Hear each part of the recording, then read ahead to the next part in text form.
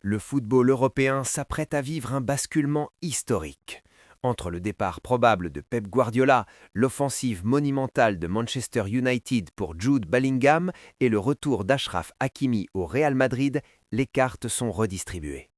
Dans cette vidéo Deep Dive, nous analysons pourquoi le Mercato 2026 n'est pas qu'une question d'argent, mais une révolution tactique totale.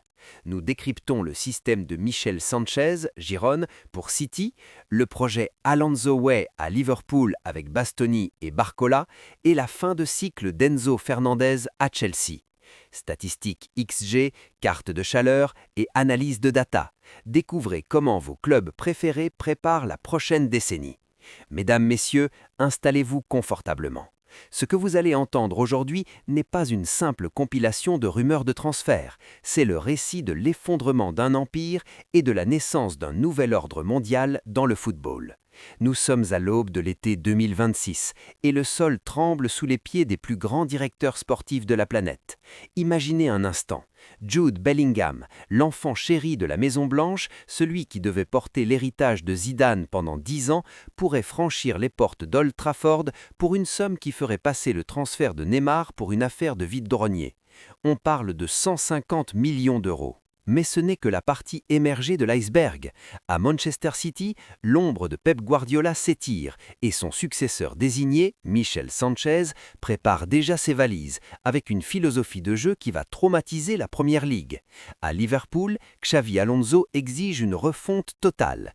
Au Real, Florentino Pérez lance l'opération Galactique 3.0. Rien ne sera plus jamais comme avant. Bienvenue dans l'analyse la plus complète du séisme qui arrive. Pour comprendre pourquoi Manchester United est prêt à poser 150 millions sur la table pour Bellingham, il faut comprendre l'état d'urgence qui règne à Carrington. Depuis le départ de Ferguson, United cherche son âme. Ils ont essayé les tacticiens, les légendes du club, les managers à poigne. Rien n'a fonctionné. Mais là, le plan est différent. Il ne s'agit plus de construire une équipe, mais de bâtir autour d'un diamant. Associer Jude Bellingham au jeune Kobbie Mainoo, c'est créer le milieu de terrain le plus terrifiant des 20 prochaines années. On parle d'un duo qui allie la science du placement, la puissance athlétique et une maturité technique insolente. Mais pourquoi le Real Madrid accepterait-il? C'est là que le storytelling devient fascinant. Le Real n'est pas un club vendeur, sauf quand il a besoin de faire de la place pour une nouvelle idée.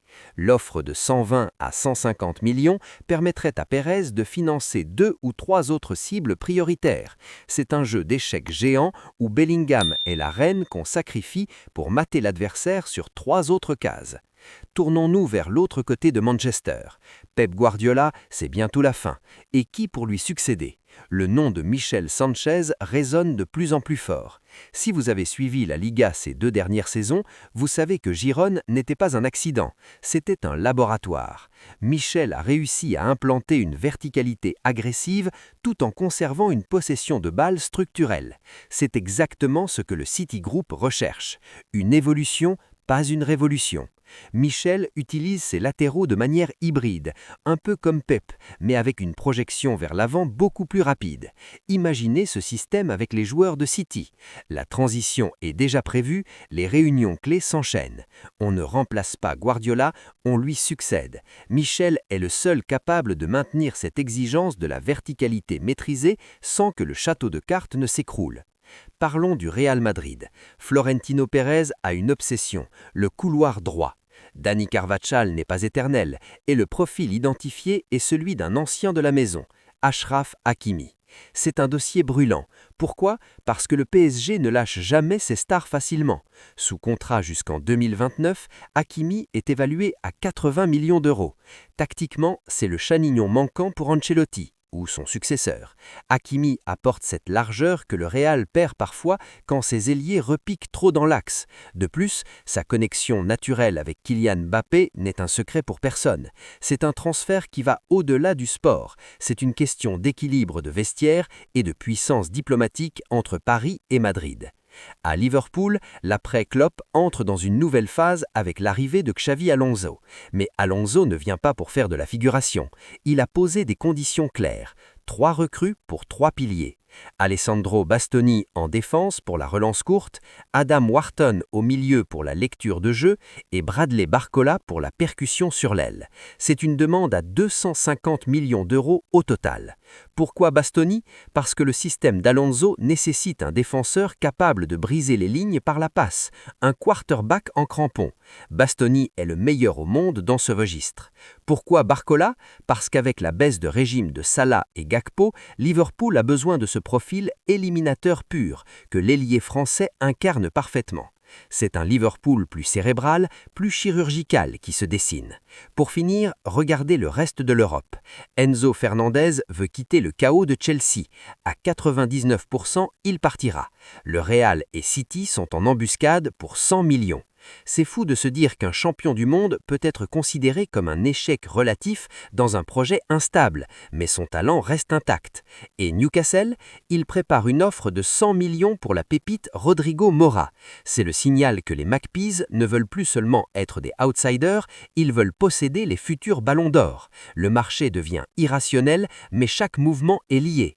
Si Bellingham part à United, le Real fonce sur Enzo ou Bruno Guimaraes. C'est un jeu de chaises musicales où chaque chaise coûte une fortune. Alors que retenir? Que nous ne sommes plus dans l'ère des clubs, mais dans l'ère des projets globaux. Le transfert de Bellingham ne serait pas seulement un coût financier, ce serait le symbole que la Première Ligue a définitivement gagné la guerre contre la Liga.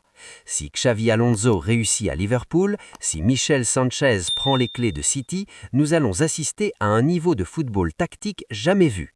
Le football de 2026 sera plus rapide, plus cher, mais surtout plus intelligent. Merci d'avoir suivi ce deep dive. N'oubliez pas de vous abonner pour ne rien rater des prochaines analyses. On se retrouve en commentaire. C'était votre expert. À bientôt sur la Foot Chrono.